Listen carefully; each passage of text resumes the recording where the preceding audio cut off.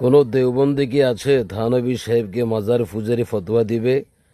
থানবী সাহেব তার কিতাব বাওয়াদিরুন নামাদের 138 পৃষ্ঠার মধ্যে উল্লেখ করেছে, কেউ যদি কোনো পীরের পায়ে সেজদা দেয়, এই বিষয়ে তিনি মন্তব্য করেছেন, মুমকিন হ্যায় মসজুদ হক তালা হো আর ও বুজুর্গ জিহাতে সেজদা হো। যে ব্যক্তি পীরের পায়ে সেজদা দিয়েছে বা পীরের সামনে সেজদা দিয়েছে, মূলত সম্ভাবনা রয়েছে উদ্দেশ্য আল্লাহকে দিয়েছে, পীর সাহেব সেজদার দিক মাত্র। এখন কেউ যদি এ কথা বলে, আমি আমার পীরের পায়ে সেজদা দিয়েছি, পীরের সামনে সেজদা দিয়েছি, কিন্তু আমার উদ্দেশ্য হাকিকতে আমি আল্লাহকে সেজদা দিয়েছি, তাহলে কি আপনারা কি মেনে নেবেন? দেবন্দিরা কি বলেন? আপনারা কি থানবী সাহেবকে মাজার পূজারে ফতোয়া দিবেন?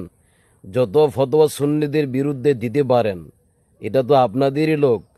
দেখি একটু সাহস করে থানবী সাহেবকে মাজার পূজারে ফতোয়া লাগান।